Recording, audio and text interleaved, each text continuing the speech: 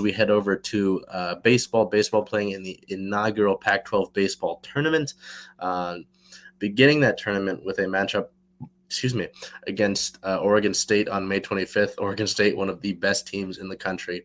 So not exactly an easy thing to start the tournament off with, but it was I got like hiccups or something, double elimination tournament. So UW, if they had lost that game, they would have had another chance anyway, which they would.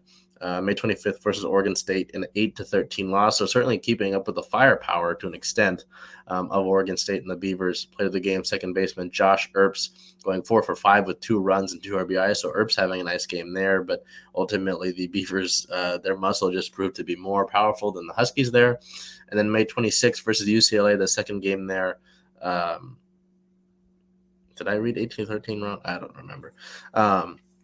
May 26th versus UCLA, 8-14 loss, so ending the Husky season. There, player of the game, right fielder Kobe Morales, going 2 for 4 with a run and 2 RBIs. So, unfortunate way to end the season. Nice to see that UW was able to insert themselves back. Insert themselves into that Pac-12 tournament in the first place after having a kind of a rough patch through the season to win those 12 games to end the regular season, to beat teams like UCLA, win series against Stanford. It was really impressive to see that. And, with a lot of the younger guys on this club, it gives you hope for next year, at least for me personally. So with that being said, I know that usually we give teams a week before we do the season interview after their season ends, but we had the time, so we're going to look at the UW baseball season in review here, starting off with MVP. I went with outfielder McKay Barney. Barney is a junior, hitting at a .315 batting average, a .760 OPS, playing and starting in every game that he appeared in. 73 hits, 40 runs, 10 doubles, 2 triples, a homer, 23 runs batted in, 90 total bases, a .388 slugging percentage, 18 walks on the year, a .372 on-base percentage, and 15 stolen bases. On the defensive side of things, he only had 1 error on the year for a .992 fielding percentage. So really impressive there by Barney. Obviously a junior, so he's got the next year of since he's a junior, he might have 2 years because of COVID left. It's complicated how that all kind of works out sometimes. But a really great year by Barney. I mean, a name that consistently popped up when looking at these games. And just was a stud out there in the outfield. So continuing here with the pitcher of the year, a guy who already won some honors, some Pac-12 honors, Stephen Wraith. Wraith was a redshirt junior with a 3.39 ERA, a 1.15 whip, a 5.4 win-loss record in 30 appearances, only 2 starts on the year, recording 4 saves in 66.1 innings pitched, 89 strikeouts compared to only 19 walks. So Wraith showed some promise there. Like I said, redshirt junior, and earning some Pac-12 honors. So again, this is guys like, I'm not saying it's like the freshmen and the sophomores winning these awards that are giving me hope necessarily, but also some of these guys like the juniors who will, take the next step up next year and ultimately be the leaders in the locker room. So continuing that, newcomer of the year, a guy that I was kind of surprised to learn that he's listed as a freshman on the program's roster online. AJ Guerrero. Guerrero is a freshman, as is listed, with a .299 batting average, an .871 OPS, played in every game that he appeared in. Well, played in every single game. 64 hits, 35 runs, 14 doubles, 10 homers, 42 runs batted in, a 108 for total bases, 108 total bases, a 505 slugging percentage, drawing 24 walks, a .366 on-base percentage, on-base plus slugging, and 2 stolen bases. So Guerrero, a guy that continued to show out as the season continued on.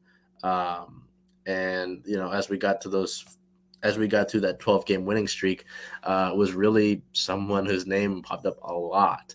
I think in the UNC series the one against Northern Colorado, his name showed up the most, and it was really someone who flicked it on there.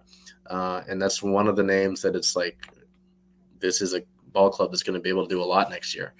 At least I think. Obviously, we've got to go through an offseason and have to play the next season, but signs of something to look forward to, right? Continuing here, just trying to make sure I get the right stuff.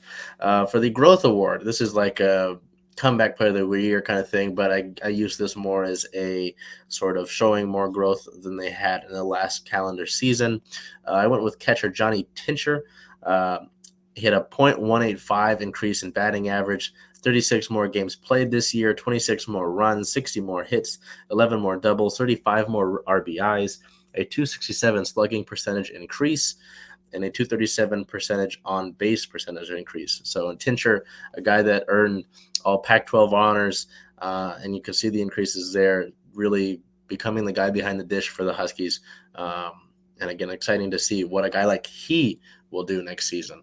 And then it could have been Tincher or this player for Defender of the Year, but I wanted to kind of make it stick out more, not have guys necessarily double up a bunch. I went with, for Defender of the Year, I went with infielder / first baseman Will Simpson with 434 putouts, 31 assists, only 4 errors on the year for a .991 fielding percentage, and being a part of 37 double plays.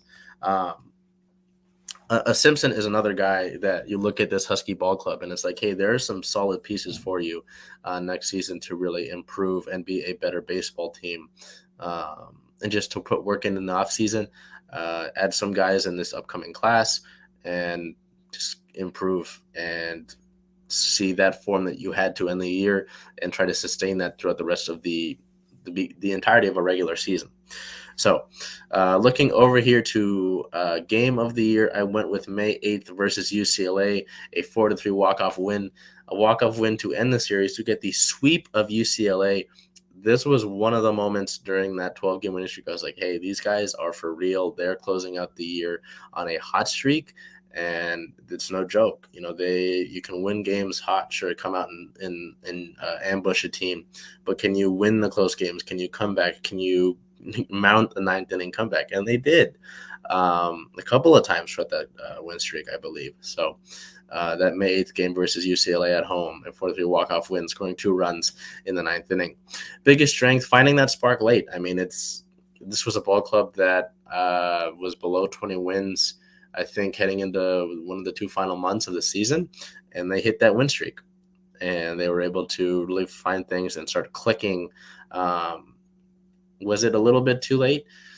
Maybe not necessarily. I would, consider getting into the tournament, Pac-12 tournament. That's solid for where you were at the midway point of the season. But this year, I mean, that's what it was to me. Area to address, I would say consistency.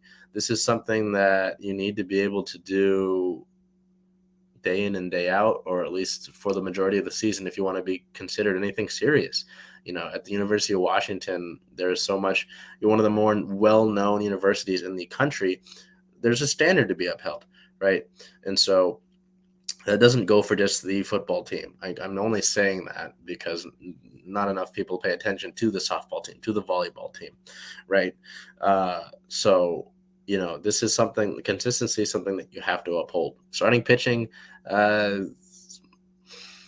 I don't really want to throw starting pitching in there, but you'd want to get some more consistency in that regard as well. You got to be able to give your team a chance on the mound, as well as the defensive side of the ball. But I would say that the firepower to an extent was there. But at the end of the day, it all bundles up into consistency, right? Things to look forward to. I've said it throughout the segment. You've got these younger guys on this team that some of them will become seniors in the junior regard and then lead a team. And then some of these guys like Guerrero, being in that first year or two, have more room to grow. And then, they have roles to fill, they have shoes to fill, and maybe they shine in that regard, right? So that's what I'm really looking forward to see some of these guys come back next year.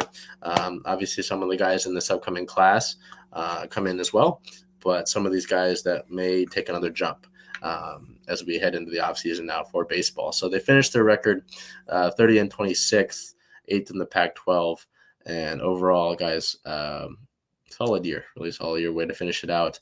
And looking forward to next year. We're going to begin the month of June, obviously. And it'll be really interesting to see when things start to pick up. We'll obviously keep you updated on that, as well as on the social medias. Like if you follow us here on Instagram, on Twitter, Circling Sports, at Circling Sports, Facebook, Circling Seattle Sports. Also making sure to go and follow us so that you can keep an eye on one of these matchup pucks. Obviously, there's more than these two. Say I have about 9. Um, but with that being said, this has been the June 1st edition of Woof Wednesdays. I am your host, Charles Hamaker, as always.